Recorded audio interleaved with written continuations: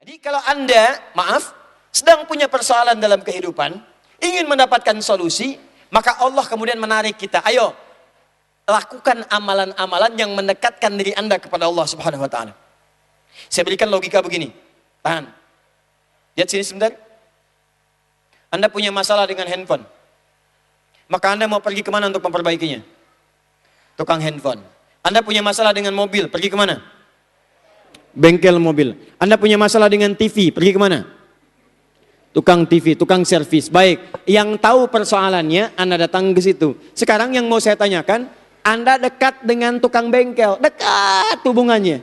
Baik gitu. Begitu Anda punya masalah di mobil, yang saya ingin tanyakan, mohon maaf, begitu Anda kontak dia diterima nggak?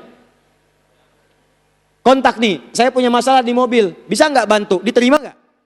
Diterima. Bahkan jangankan pergi, dia bilang biar orang saya aja yang datang ke situ. Yang hebat, belum Anda tanya, dia sudah bilang, nanti kalau mobil ada masalah, gak usah ke bengkel lain, saya aja ya.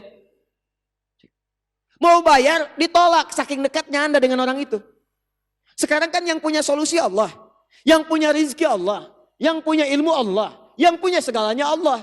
Nah Allah kasih kepada kita kunci. Kalau ente punya masalah, banyak persoalan, kata Allah dekati saya. Saya yang punya segalanya. Idh qarraba qurbana. Ini rumus pertama. Sejak manusia pertama turun ke bumi, lahir keturunan, punya masalah. Hal pertama yang disampaikan oleh Allah, dekati Allah Subhanahu wa taala. Maka saya yang punya segala solusinya. Makanya ketika Allah kemudian mengatakan dekati saya, Anda bertanya, ya Allah bagaimana cara saya mendekatimu? Allah katakan tingkatkan takwamu. Begitu Anda tingkatkan takwa, kedekatan dengan Allah, maka semua persoalan akan diurai oleh Allah Subhanahu wa taala. Quran surah 65 At-Talaq, akhir ayat kedua, di awal ayat ketiga. Wa may yattaqillaha yaj'al lahu makhraja. Siapa yang bisa meningkatkan takwanya kepada Allah? Lihat formulasinya. Bentuknya menggunakan fi'il mudhari. Awas, present, continuous, future. Sekarang bertakwa. Nanti bertakwa, selanjutnya bertakwa. Setiap kamu tingkatkan takwa, yaj'al lahu makhraja. Maka setiap kesulitan yang kamu alami, aku akan berikan jalan keluar. Makanya orang-orang yang dekat dengan Allah bukan nggak punya masalah, sebelum mengalami masalah sudah diringankan oleh Allah masalahnya, seakan-akan dia tidak punya kesulitan dalam kehidupannya. Rizki, teruskan ayatnya, wa yarzuqhu min haitsu la yahtasib. Dicek teman-teman, kalau Anda punya kesulitan yang tidak tuntas, mungkin bukan Anda kurang hebat, bukan kurang kaya, Anda kurang takwa. Itu poinnya. Idh qarraba qurbanan fataqabbala min ahadihima wa lam yutaqabbal minal akhar. Nah, lawan dari takwa, takwa disebutkan 115 kali dalam Al-Quran.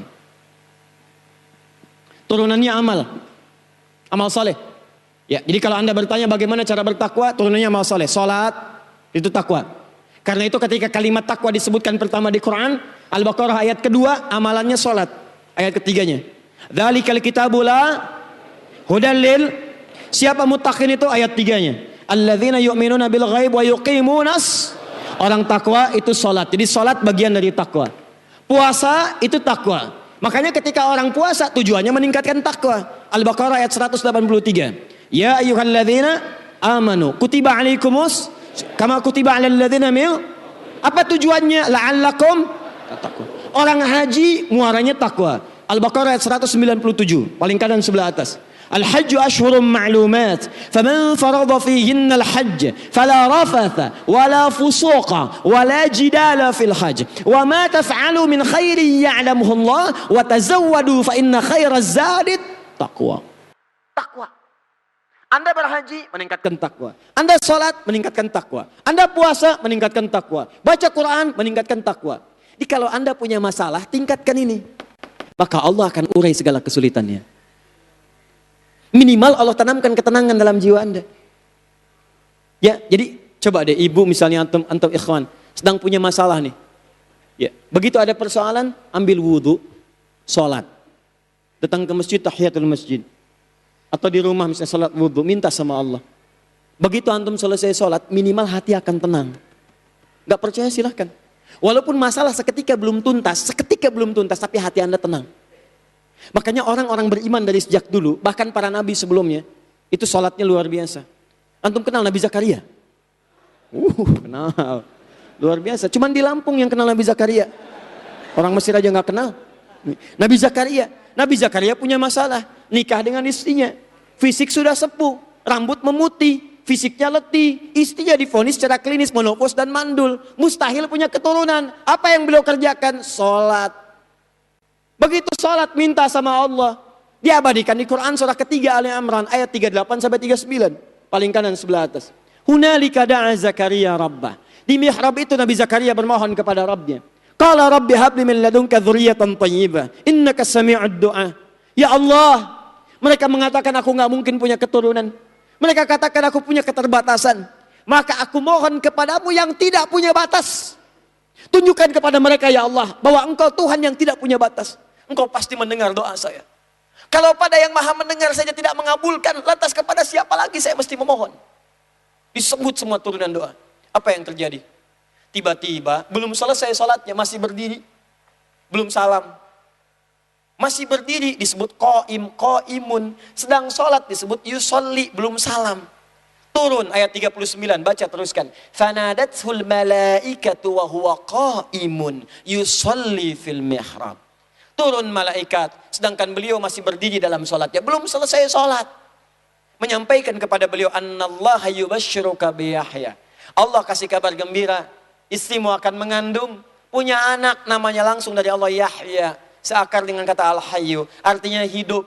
Yang mustahil kata manusia, lahir dari rahim seorang perempuan yang monofos dan mandul bayi yang hidup. Kata Allah, gak ada yang mustahil bagi saya. Lahir, hidup dia. Salat.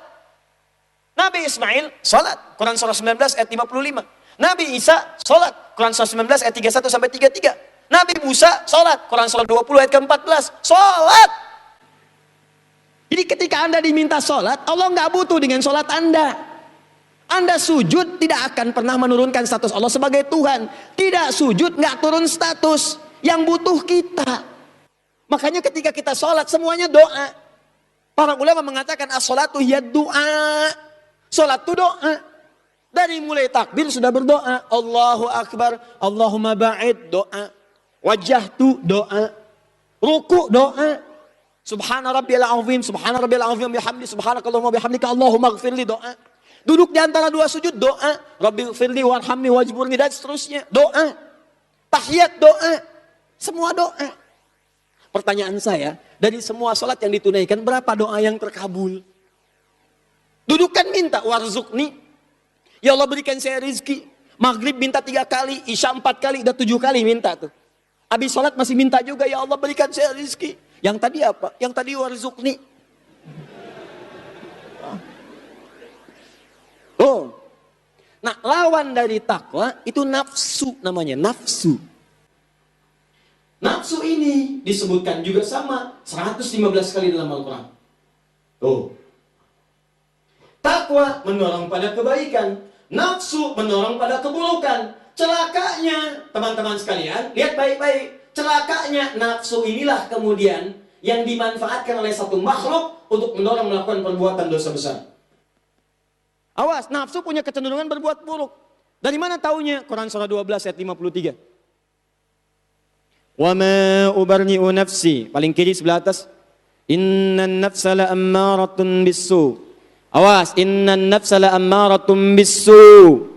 Aku nggak bisa menganggap diriku suci karena punya nafsu, sedangkan nafsu mendorong pada keburukan. Nafsu mendorong pada keburukan. Nafsu mendorong pada keburukan. Itu perbuatannya sudah jadi. Kalau terdorong untuk berbuat itu disebut dengan sayyi. Jamaknya disebut dengan sayyiat. Apa sumber keburukan? Nafsu. Lawannya apa? Takwa. Nah sekarang, kalau ada seseorang kemudian disebutkan di Quran, surah kelima ayat 30, pelaku pembunuhan pertama di muka bumi, apa yang menyebabkan dia kemudian terdorong untuk membunuh saudaranya? Ternyata salah satunya ketidakmampuan dia mengendalikan nafsu.